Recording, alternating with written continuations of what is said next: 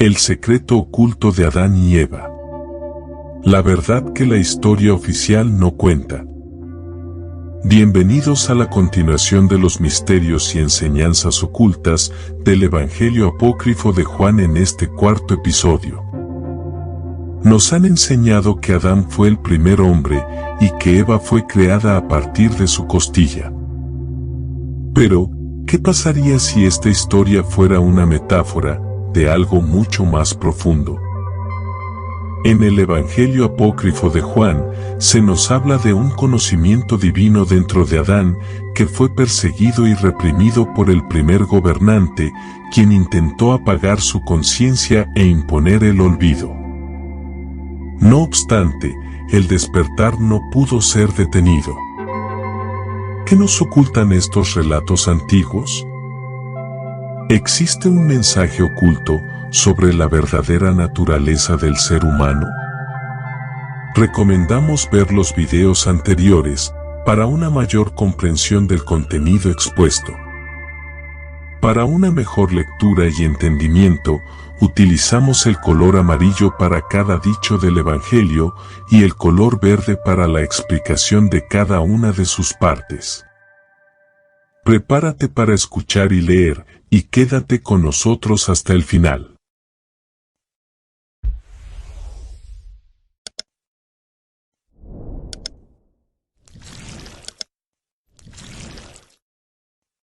Adán sabía de la desobediencia contra el primer gobernante, debido al pensamiento posterior iluminado dentro de él, que restauró su mente a un estado superior al del primer gobernante.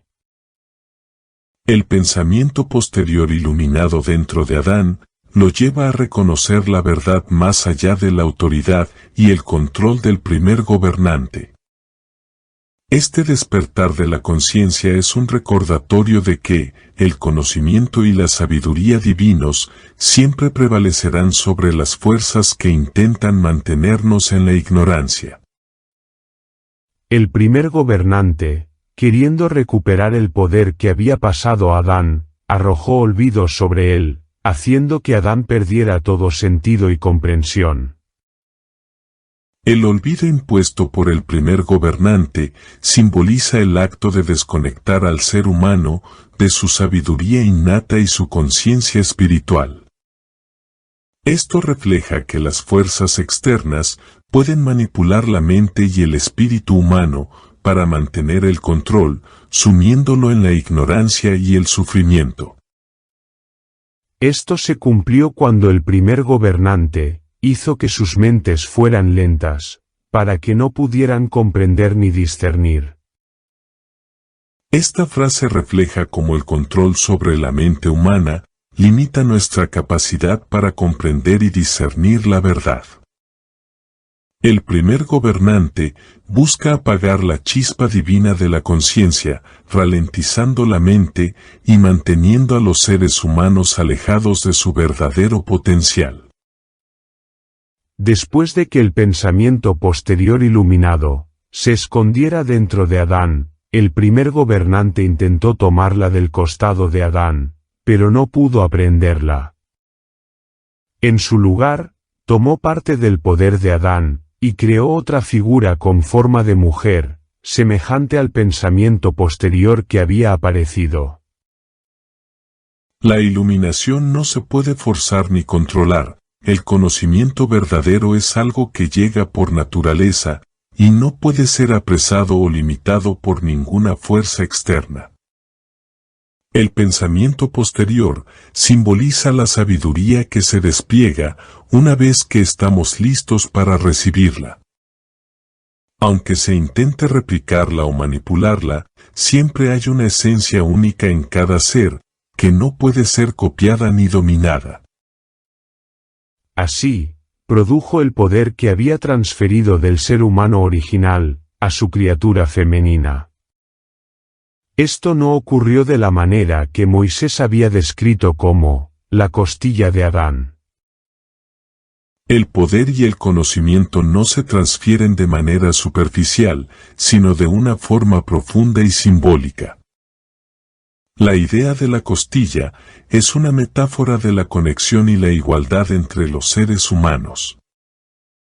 Pero, la verdadera transferencia de poder y conocimiento ocurre de manera intrínseca, y no como algo físico o tangible, sino como una extensión del ser. Cuando Adán vio a la mujer a su lado, el pensamiento posterior iluminado apareció y quitó el velo que cubría su mente. La embriaguez de las tinieblas se disipó, y Adán reconoció a esta mujer como alguien que era como él mismo. El despertar a la verdad es un proceso de revelación interna. El velo simboliza la ignorancia o las limitaciones que nos impiden ver con claridad. Una vez que este velo es levantado, reconocemos la igualdad y la interconexión entre todos los seres. El reconocimiento de la mujer como igual a él mismo refleja la comprensión profunda de que somos una extensión mutua, complementarios en nuestra humanidad. Entonces, Adán exclamó: «Esto es ahora hueso de mis huesos, y carne de mi carne». En consecuencia, se estableció que el hombre dejará a su padre y a su madre, y se unirá a su esposa, y los dos se convertirán en una sola carne. El hombre dejará a sus padres por su esposa. La verdadera unión no es solo física, sino espiritual y emocional. Este pasaje habla de la creación de una relación equilibrada y profunda, donde dos seres, aunque distintos, se fusionan en una unidad que trasciende lo superficial. Dejar a los padres simboliza la independencia y el crecimiento personal necesario para formar una nueva unidad que se basa en la comprensión mutua y el respeto. Es nuestra hermana Sofía, la que descendió de una manera inocente, para devolverle a Adán lo que le faltaba. Sofía es llamada vida, y es considerada la madre de los vivientes. A través del pensamiento anterior soberano y de Sofía, los seres humanos han probado el conocimiento perfecto. Sofía, como símbolo de sabiduría y vida, nos recuerda que el conocimiento perfecto no es solo intelectual, sino también un regalo divino que nos conecta con nuestra esencia más pura. La madre de los vivientes simboliza la sabiduría primordial que nos nutre y nos permite comprender la verdadera naturaleza de la existencia. Este conocimiento no es algo que se nos da solo para entender el mundo, sino también para trascenderlo. Ella se presentó en forma de un águila sobre el árbol del conocimiento, que en realidad era el pensamiento posterior, del pensamiento anterior, puro e iluminado.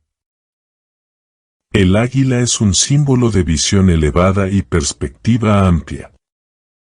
Sobre el árbol del conocimiento, su presencia refleja la necesidad de elevar nuestra visión, para comprender las verdades profundas de la vida.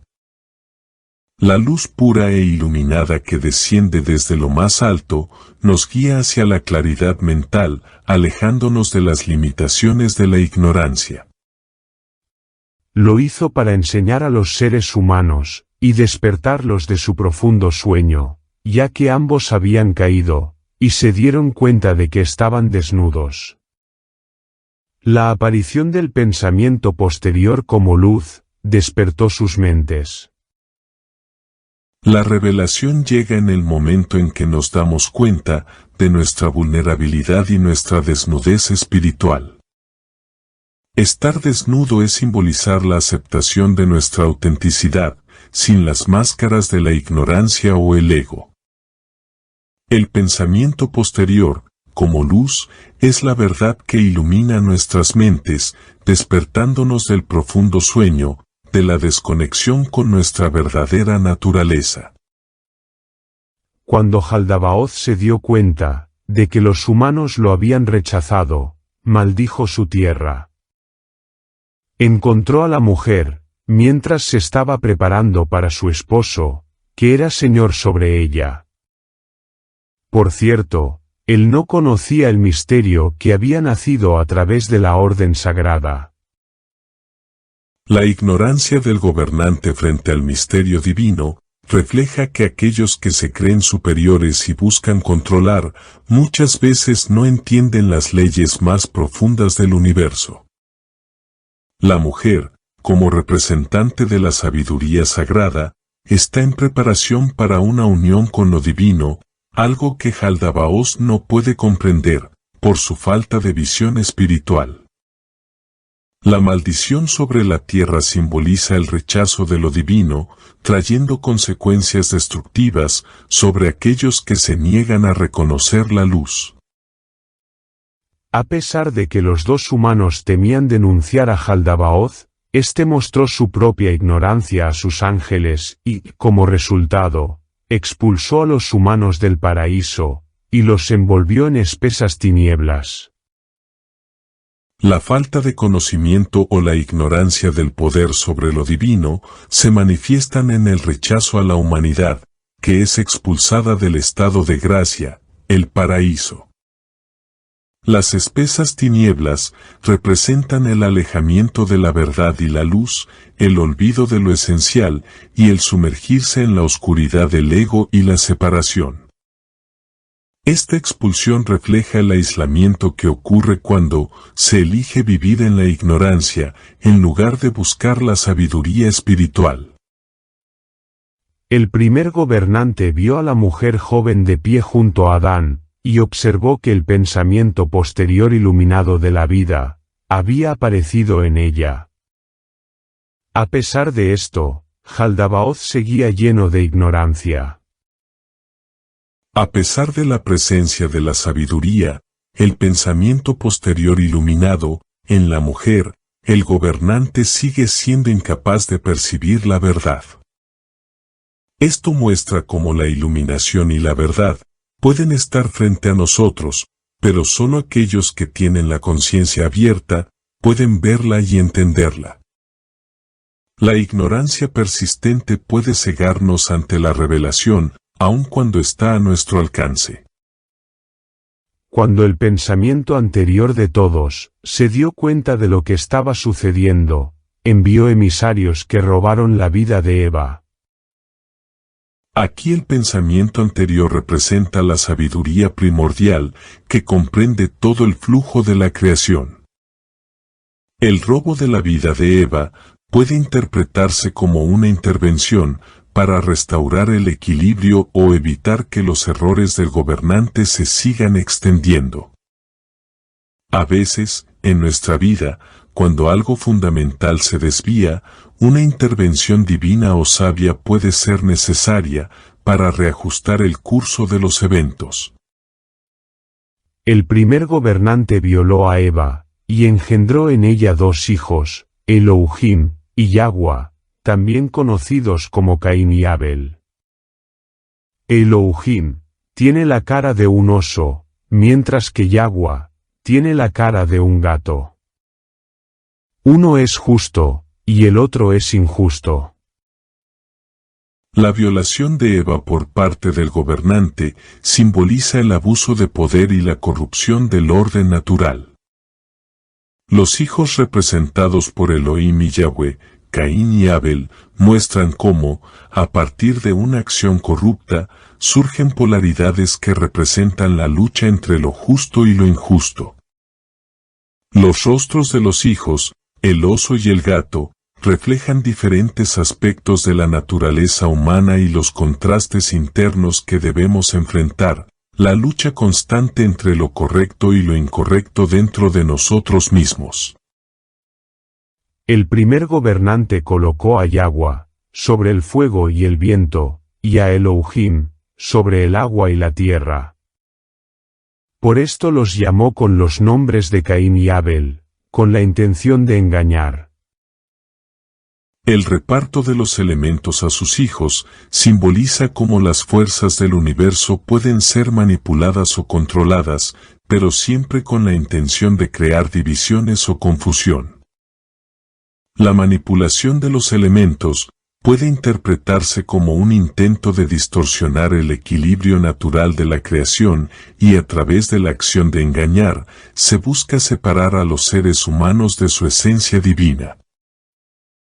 Hasta el día de hoy, la copulación ha persistido debido al primer gobernante, quien plantó la lujuria para la reproducción dentro de la mujer, que estaba con Adán. A través de la copulación, el primer gobernante produjo cuerpos duplicados, e insufló en ellos parte de su espíritu contrario.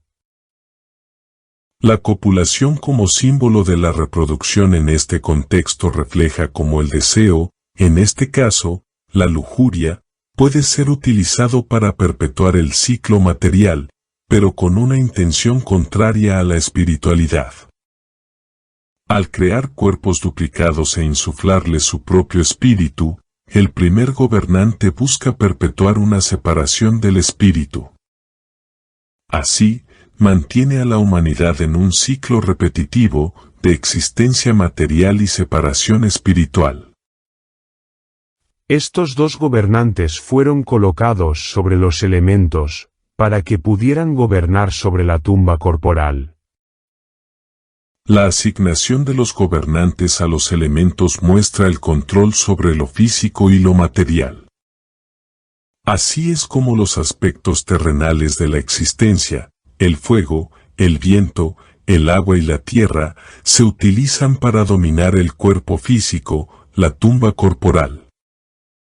Este es un recordatorio de que las fuerzas materiales pueden dominar nuestra percepción y nuestra conexión con lo espiritual si no somos conscientes de la trascendencia.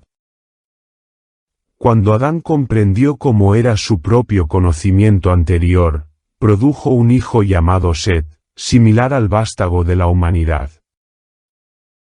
El despertar a nuestro conocimiento anterior simboliza la conexión con nuestra esencia primordial y divina. Set, como hijo de Adán, representa la renovación y la posibilidad de trascender las limitaciones impuestas por el primer gobernante. Set es un símbolo de esperanza para la humanidad, una manifestación de la luz que proviene de la sabiduría primordial. Del mismo modo, la Madre envió su espíritu que es como ella. Y es una copia de lo que hay en el reino de la plenitud, ya que se preparaba para crear una morada, para los miembros de los reinos eternos que descenderían. La acción de la Madre al enviar su espíritu refleja el proceso de renovación y creación divina. Este espíritu, que es una copia de la plenitud, muestra cómo lo divino se manifiesta en el mundo, para preparar el camino para la trascendencia y la unión con los reinos eternos. La creación de una morada para los seres divinos simboliza la preparación de un espacio para la elevación espiritual y la unión con lo eterno. Los seres humanos fueron obligados a beber agua del olvido, por el primer gobernante, para que no supieran de dónde habían venido. El agua del olvido simboliza el proceso de desconexión de la verdad original y la conciencia primordial. Al forzar a los humanos a beber esta agua, el gobernante busca borrar la memoria del origen divino, aislando a las personas de su verdadera naturaleza. Pero, este olvido es solo temporal, ya que el despertar a la verdad siempre es posible. Todo esto sucedió con el propósito de que, cuando el Espíritu bajara de los reinos santos, pudiera elevar la semilla de la luz, y sanarla de lo que le falta. De modo que todo el reino de la plenitud sea santo, y no carezca de nada. El propósito del olvido y las pruebas es permitir que el Espíritu descienda para sanar y elevar a la humanidad. Esta sanación espiritual busca restaurar la conexión con la luz divina, y al final, todo el reino de la plenitud será restaurado, completo y santo. El proceso de purificación y crecimiento espiritual es esencial para alcanzar la plenitud y la unión con lo divino, donde nada falta y todo es perfecto. Yo le dije al Salvador, Señor, ¿serán todas las almas conducidas sanas y salvas, hacia la luz pura? Él contestó y me dijo, estas son grandes cuestiones que han surgido en tu mente, y es difícil explicarlas a alguien excepto a los de la raza inconmovible.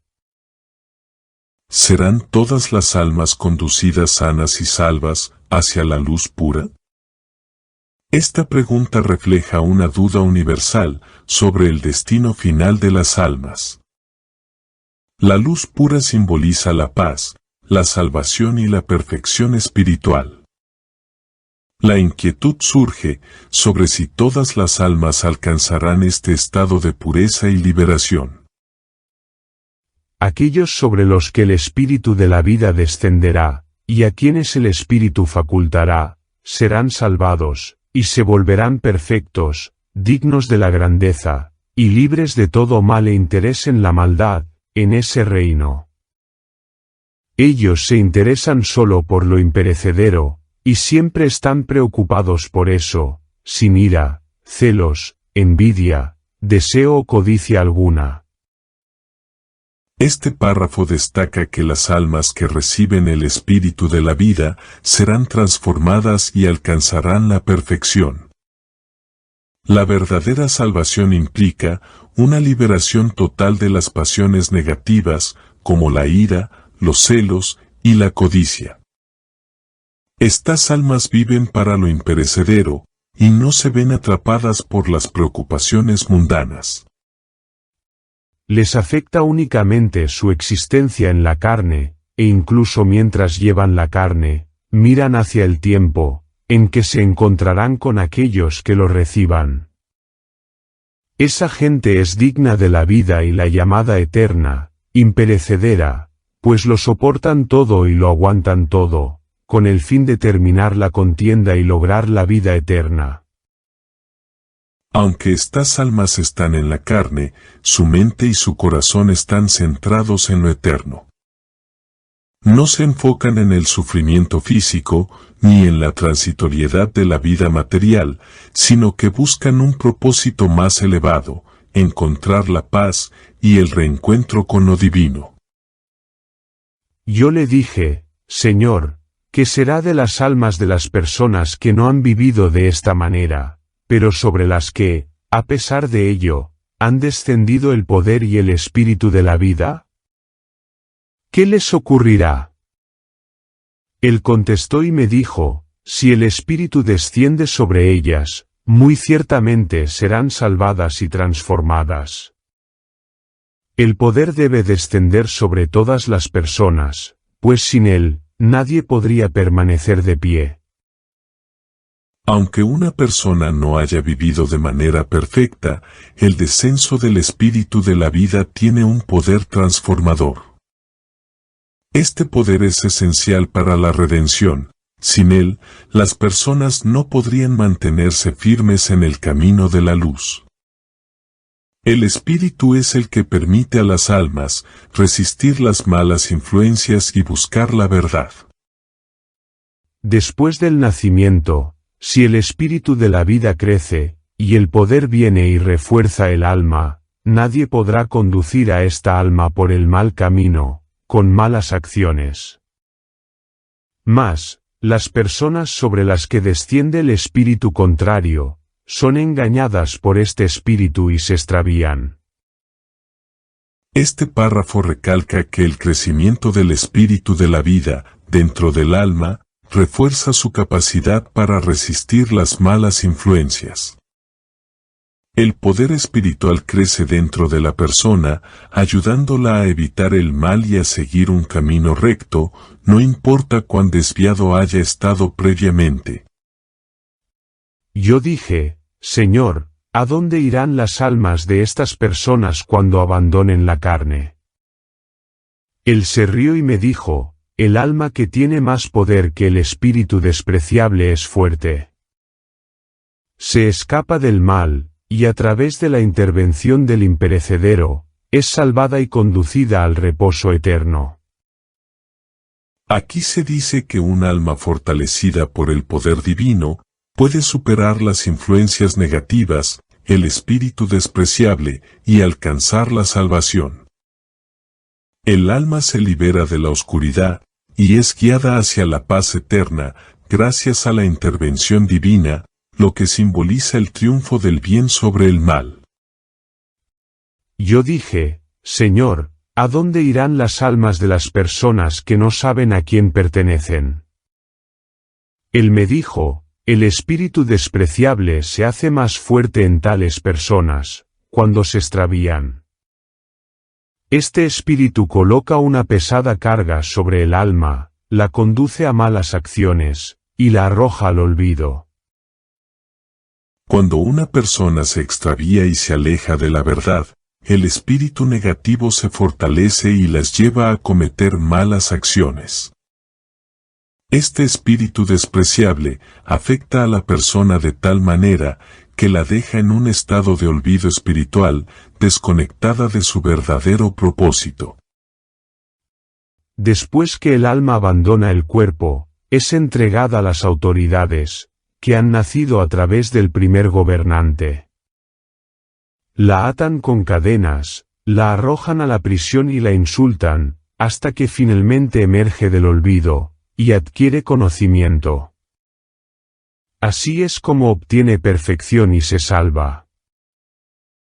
Las almas que se han extraviado, una vez que dejan el cuerpo, enfrentan consecuencias, simbólicamente representadas por la prisión y las cadenas.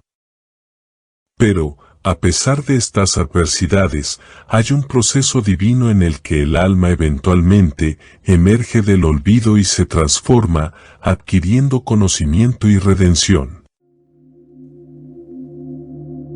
Este relato nos revela una verdad poderosa: la conciencia y el conocimiento iluminado siempre encontrarán la manera de manifestarse, aunque las fuerzas del olvido intenten suprimirlos. La historia de Adán y Eva no es solo el origen del ser humano, sino la lucha eterna entre la ignorancia y el despertar. Hoy, al igual que en aquellos tiempos, la humanidad sigue enfrentando el reto de recordar su verdadera esencia. La pregunta es, ¿estamos listos para levantar el velo y ver la verdad? Déjanos tu opinión en los comentarios y no te pierdas el próximo video, donde continuaremos explorando los misterios de este evangelio gnóstico. No olvides suscribirte, clic en me gusta y compartir con tus amigos y familiares. Fuente Síntesis, el Evangelio Apócrifo de Juan, cuarta parte. Hasta pronto.